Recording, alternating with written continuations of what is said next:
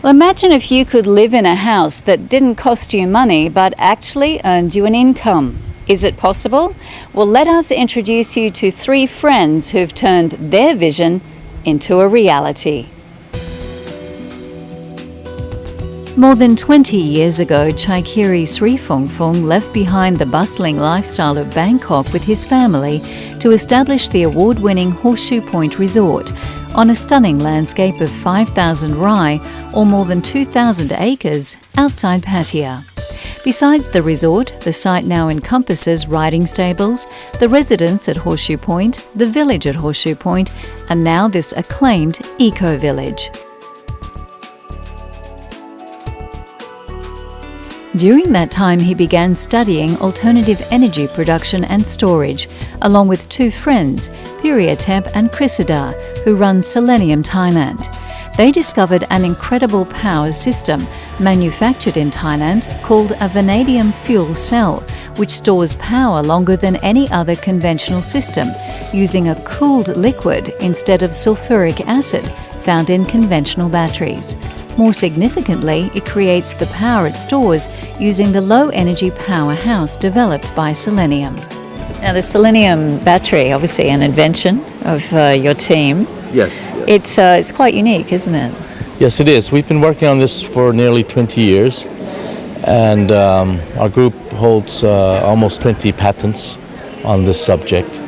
And of course, it's been a long development process, but end of this year we'll be launching it commercially. Yes. The challenge was then to put the system to work in a housing project. Based on our king's advice to us, that if we are going to survive to crisis and everything, human must find a way to be self-sustainable.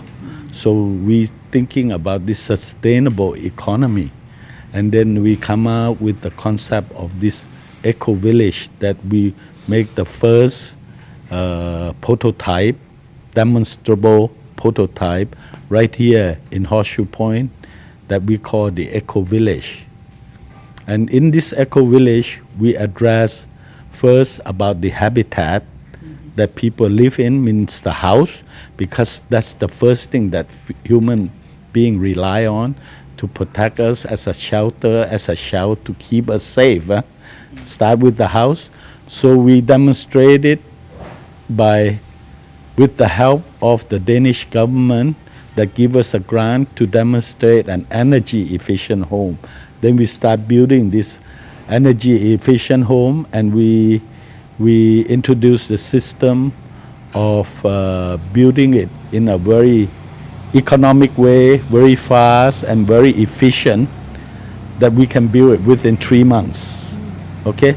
And demonstrate to the Danish government that they give us a target that we must be able to demonstrate that we can reduce the consumption energy more than 30%.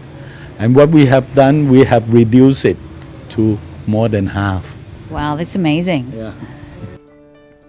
The team received a grant from the government of Denmark and proceeded to build this eco-village at Horseshoe Point, and its opening was presided over by Crown Prince Frederik of Denmark.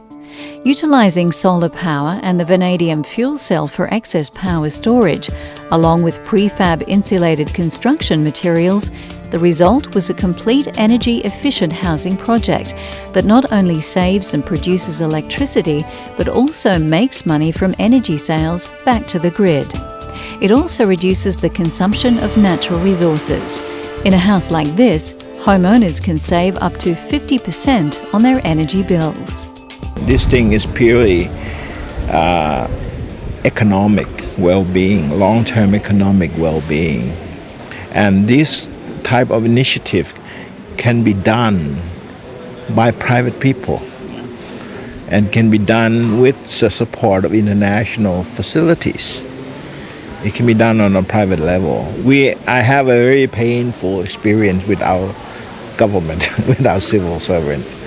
So I try to avoid as much as I can, engage as little as I can. But I've been trying to convince National Housing because of their role of setting a standard of the critical mass that they have. Chaikiri then went one step further. He introduced organic wastewater treatment methods and water recycling. He also implemented the use of algae and hydroponics. The byproducts of his stables and maintenance of the grounds of his massive estate were converted to create energy. Solid waste becomes charcoal and liquid waste becomes fertiliser. Horseshoe Point plans to expand the project and on its lands can develop up to 20,000 houses. From something very small, sometimes something very amazing can grow. And I mean, is that your dream, to sort of see this become a reality outside Horseshoe Point in many other communities? I hope I can be useful, because of what I'm doing, and I think this is a way, to help as a solution to mankind, to have an alternative way, to give us, an extension of whatever crisis that is, or catastrophe to come, and through this system, it's like a lifeboat, which I call it like a Noah's Ark, for the community to learn and then can duplicate and then use it. And because what I do is that mostly when they think of green environment or green energy, it's always very expensive to do. But I'm doing it. That is telling everybody it's not so expensive. It can be done, and at the same time, it also can give an income to the community to make it self-sustainable. Yes. That's what I'm trying to do. The Horseshoe Point site is one of 3 energy-efficient housing projects funded by the Government of Denmark, with a total of 30 million baht. It is also supporting a low-cost National Housing Authority development. On this day, representatives from housing firms and departments from throughout the world were here to see the eco-village firsthand. Alonso, you've come all the way here from the Netherlands to have a look at what's happening here in Thailand. What do you think of the eco-village that you've seen here and the concept? Okay, so far what we heard, this is a very interesting initiative from the private sector, which is also, I think, it has to be emphasized, no? That still the public sector need to maybe jump in and participate in this kind of initiative. But so far from the presentation, I can see that the initiative is very good, and we are looking forward to see the real thing now, no? Because we haven't really seen it. What do you think so far of what you've seen through this private initiative here in Thailand? Well, so far I'm very impressed. It's obviously the fact that it's a private initiative, I think is quite remarkable, because a lot of these are government sponsored, and well, there is a government fund originally and it involved some funding from the Danish government, I understood, but the fact that it's a private initiative I think is very applaudable in a way.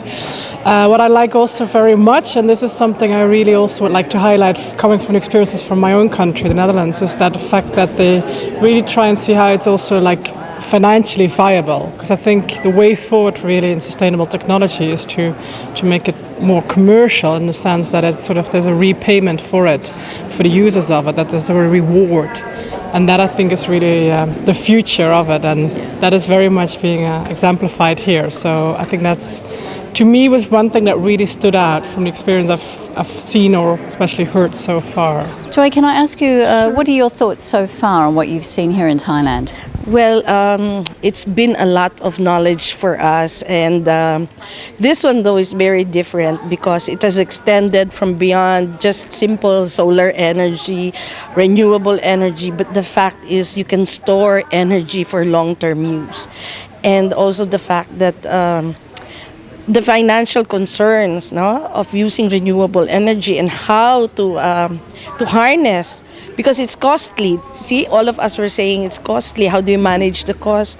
That's why we haven't applied it for the low-income housing. Well, they have shown a way that from a cost center, the home can be a profit center. So in excess of what you generate, what you harness, and what you use can be sold to other people who need it. I think that's something different. So, what are your thoughts on what you've seen so far here at this eco-village? Yeah. So I think most sort of a salient feature that I sort of notice here is that sort of a natural sort of resources have been used to meet all the energy requirements of the village. So that's a fantastic concept because nature sort of offers us all the resources. If you properly manage it, I don't think we have to sort of look elsewhere. Then sort of nature provides everything we need. If you sort of learn the concept of living with the nature, I think that's the way to approach sustainability. What are your thoughts on what you've seen here today? I'm very happy to be here because with the climate change now, we appreciate your project. I hope that this project can be applied in my country because I work for government official, so I can more easier to ask local government to follow what you have done here. It's very interesting. I'm very surprised about this. Yes. Chaikiri Srifongfung says the world is in danger and changing the way we build homes, consume energy and recycle our waste is vital. Now, you look at, suddenly we have a big drought and all the crop in the world is failing. And suddenly we have too much water and it's flooding everywhere. At the same time, the world, is also telling us a lot of things, that is like in Europe, in Russia, they have this heat stroke, heat wave, where people die from the heat. Yes. in Russia, or else, snowing in Australia. Isn't that amazing? Amazing. Well, the world is certainly telling us something, and I hope some more people will listen. Yes. And you're obviously joining, and you're on the planet side. Yes. And thank you very much, Chaikiri, for telling us about your project here. And I think more people should head here to Horseshoe Point and take a look. Thank you. Thank you. The team at Selenium are hoping the Thai government will also utilise its technology in its national housing projects in the future. I notice you've got national housing and housing representatives here from throughout the ASEAN region. Obviously the word's getting out. Yes, I hope so. I hope that by having a demonstrable proof and verifiable proof, that is my best weapon. And just to try to do it better and try to optimize it better and try to expand on it. The next phase is really electric mobility, electric bus, electric bicycle. That's what we will introduce as the new way of living. Yes. Well, leading by example, it's the best way, isn't it? Yes. Absolutely. Yes. Thank you very much. Thank you very much for your interest. Now, obviously, you've got something that works. When it comes on a government level, when you talk about critical mass and getting what you've done here with a few houses into a village or a community or a city, is the will there in the government? Is the interest there? Is it going to happen? I think the interest is there, but perhaps the bureaucratic mechanism has been a bit slow in the implementation. Especially when it disturbs the status quo of the current fossil fuel utility type of paradigm. So it's going to take a lot of will and demonstration, and basically just hard applications in the marketplace. Do you think the world's in trouble? I think it is. I think, of course, we've always been activated by crisis. So. But it is. We're seeing a lot of crises now in the climate. So hopefully people can react much sooner now. Change may be difficult, but pioneers like these three remarkable men can make a major difference. When it comes to ensuring a truly sustainable way of life, they hope the rest of the world is listening.